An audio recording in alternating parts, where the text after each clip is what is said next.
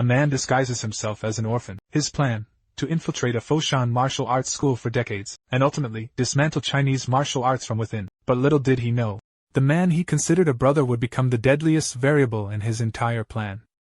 Many years ago, in Fosan, China, the Yi family sent 2 children to the Wing Chun school to study under Master Chen Huashan. One was Ip Man, and the other his sworn brother, Tianxi. By offering the ceremonial tea, the 2 were officially accepted into the school. Afterwards, IP's father left for Hong Kong on business, leaving the 2 boys to their vastly different destinies at the school. Master Chen began his instruction. He sparred blindfolded with his head disciple, Wu Zhongsu. With their arms connected, they sensed each other's shifts in force through touch alone. This is Ji Sao. Applying and redirecting force, his straight punch was precise and swift. Watching from the sidelines, Ip Man was captivated, but Tianxi's gaze concealed a deeper purpose.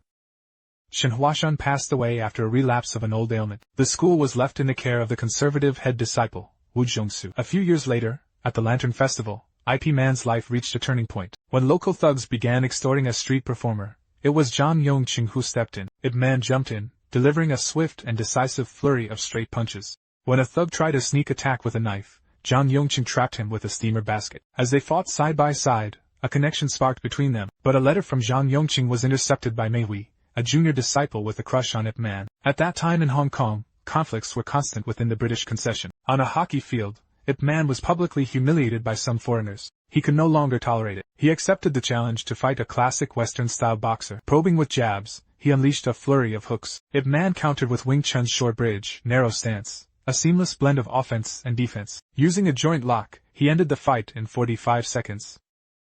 This victory brought him fame and the attention of another master. In a pharmacy, an unassuming old man surprisingly challenged IP Man's Wing Chun. He introduced himself as Liang Bic, son of Wing Chun Grandmaster Liang Jan, making him IP Man's martial uncle. When they sparred, IP Man's skills proved no match for the old man. Liang Bic's style resembled Wing Chun, yet was different, incorporating high kicks, grappling, and wrestling techniques, making it fluid and unpredictable. Ip Man was thoroughly defeated, and accepted it with true admiration. He had no idea that he was about to learn a style of improved Wing Chun that would overturn tradition.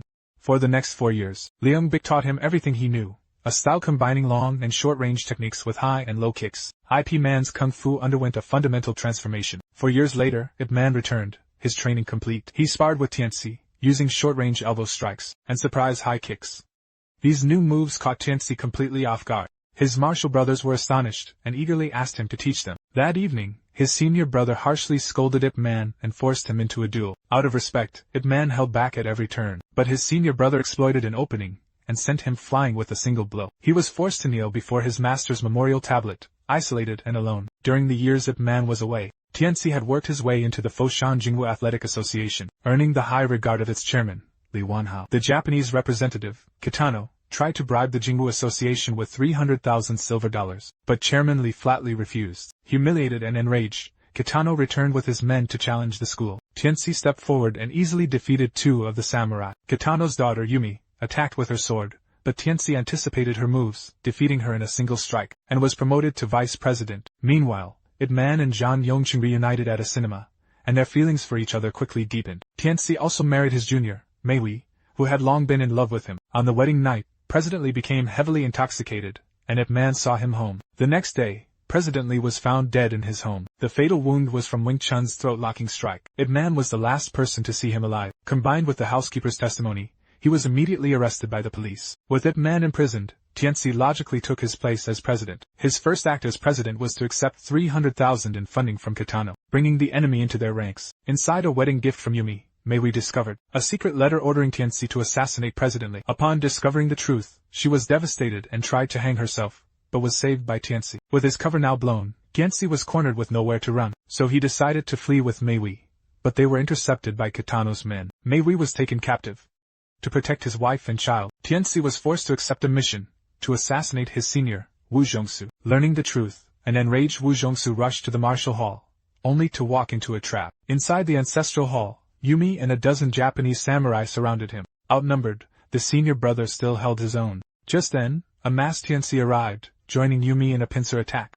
He shattered his senior's weapon with one strike and slashed his thigh. In the ensuing chaos, Wu Zhongsu tore off his mask, revealing the face of the man who had betrayed their school. He had already been exonerated with the help of Zhang Yongqing. Using Liang Bic's 6.5-point pole form, he swept through his enemies. Tinchi's blade shattered the long pole, but Ip Man adapted, wielding the broken ends. He used the Bat Jam Do technique to kill the ambushing Yumi in a single blow. With their enemy dead, the two brothers cast aside their weapons.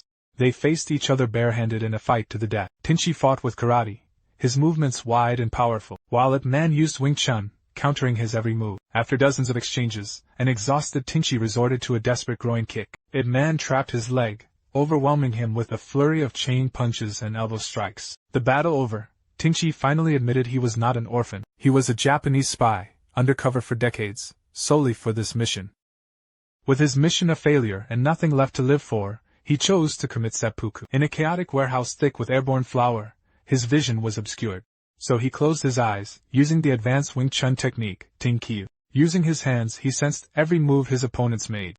With a powerful kick and a spinning blow, he defeated them all. Mei Hui was rescued, but lost her unborn child due to her grave injuries. Once the dust had settled, the Wing Chun school reopened. Ip Man and Chung Wing-sing had a son and settled into a quiet life. He championed the art of Wing Chun, becoming the grandmaster of his generation. And that past, a story of betrayal and devotion, was also sealed away in the currents of history.